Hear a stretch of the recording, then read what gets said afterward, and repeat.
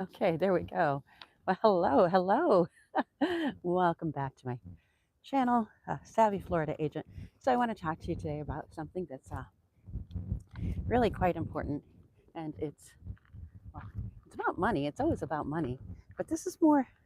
This is bigger than just our money, right? So I'm here to talk to you about bricks. Bricks? What do you mean bricks? Bricks build a house? Yeah, well, bricks pave a road. Bricks pave a driveway, right? Not those kind of bricks. Okay? Yeah.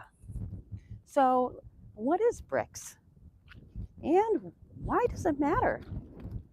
Hmm, those are big questions. And it matters a lot.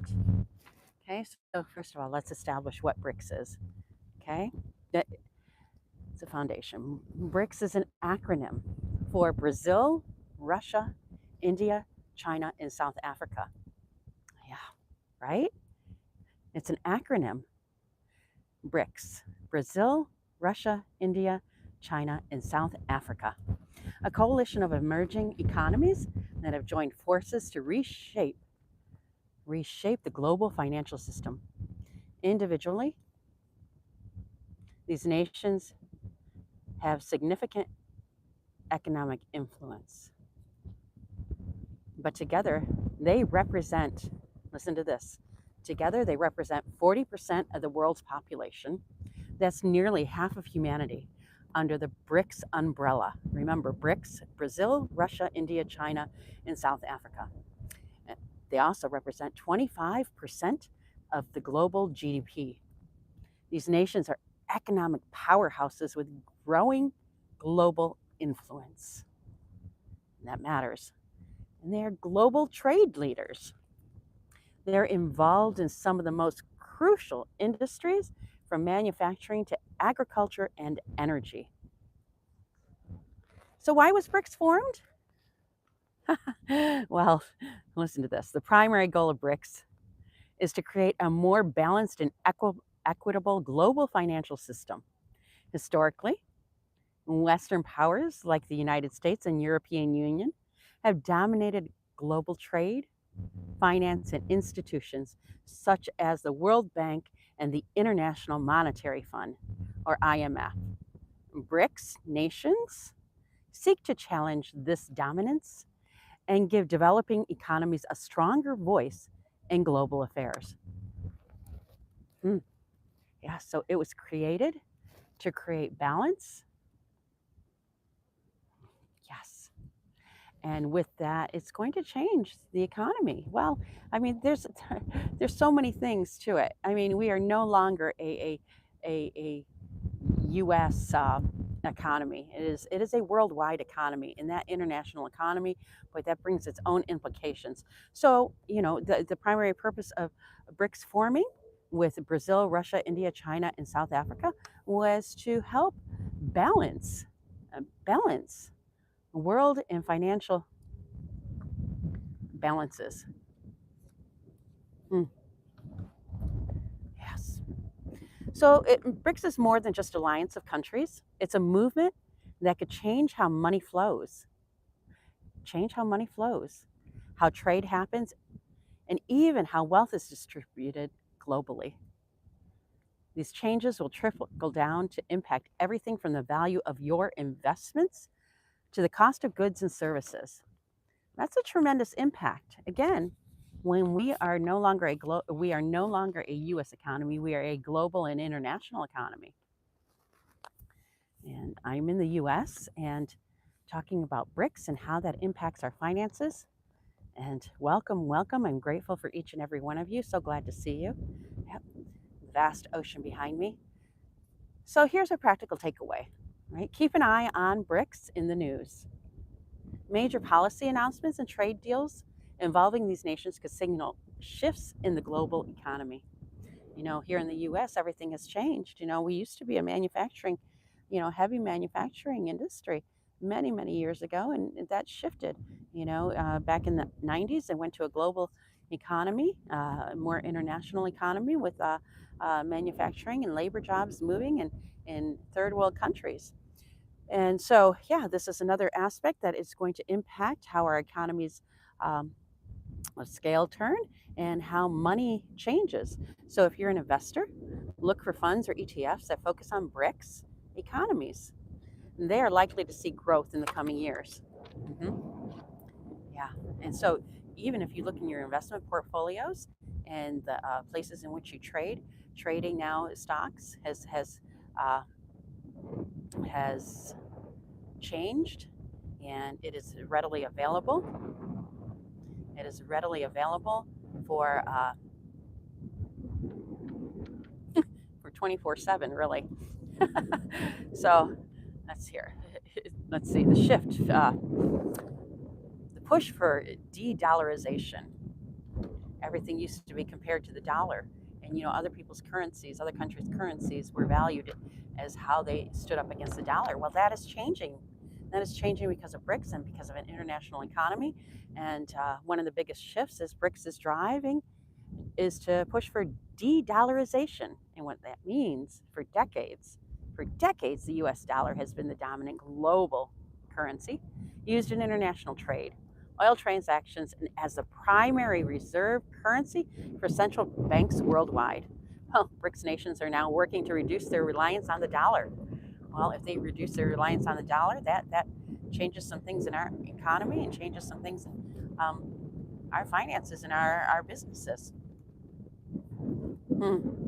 So what's happening? Well, China and Russia are conducting trade in their own currencies, bypassing the dollar entirely. Brazil and China recently signed agreements to settle trade in their local currencies. Discussions with BRICS have included the potential for new currency to rival the dollar. Let me tell you, our financial institutions, they're archaic. In the way that they do business, it is archaic. Do you know that I can FedEx money to Canada or FedEx money to Mexico faster than what I can transfer in a bank? Now, that's a little ridiculous. So, why does this de-dollarization matter? Why does it matter? Well, it can have far reaching impacts.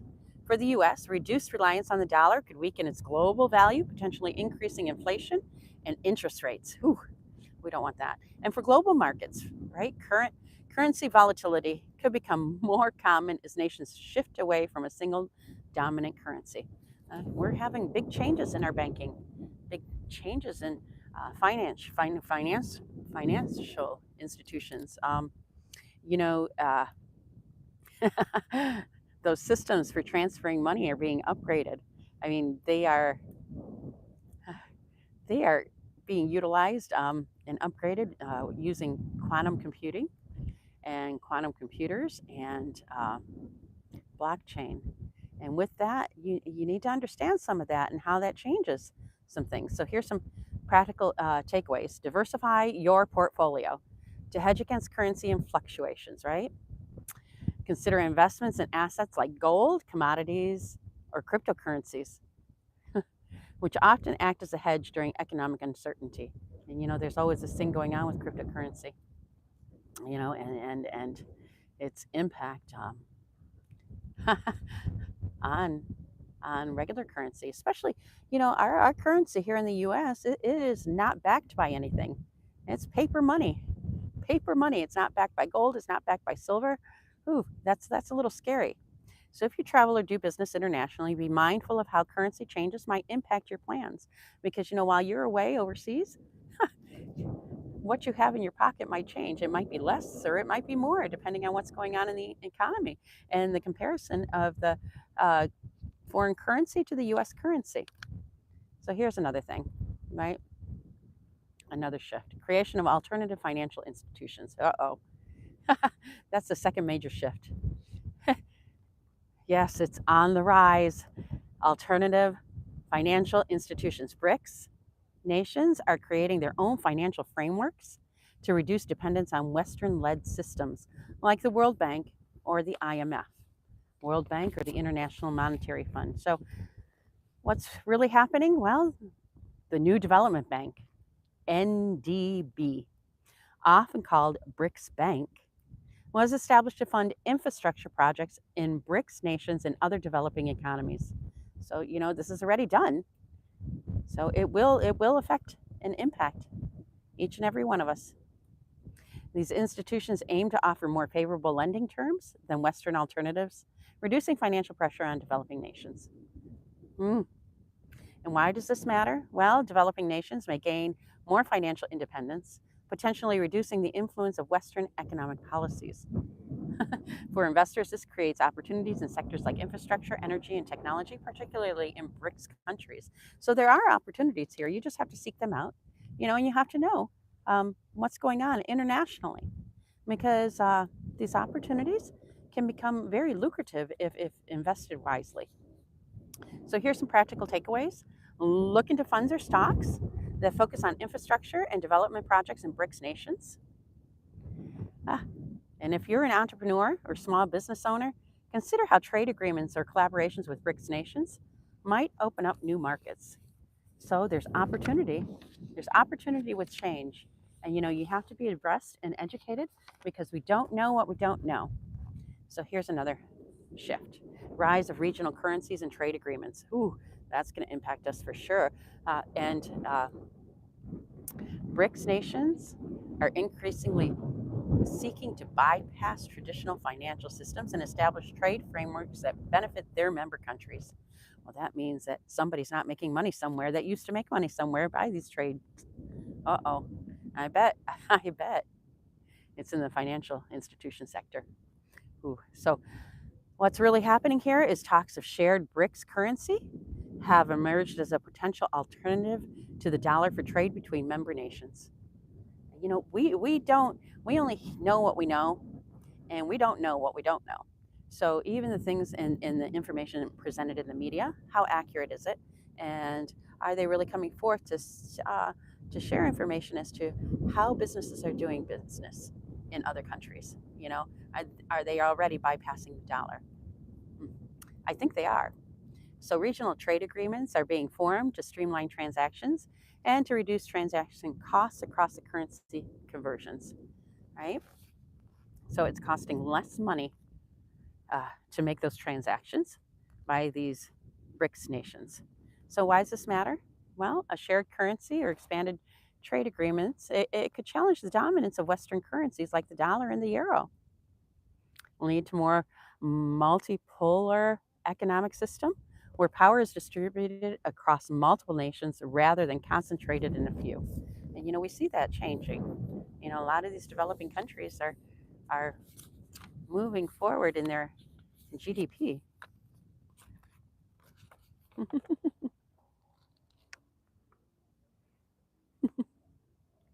So here's a practical takeaway. Monitor developments in BRICS in the trade agreements, as they could signal new opportunities for investors and businesses. So you want to pay attention to that. Consider how currency shifts might impact commodity prices, particularly if you're investing in energy, agriculture, and metals tied to BRICS nations. And people are talking about investing in gold right now, in silver. And if you've looked in the past year, I think silver has gone up by $8.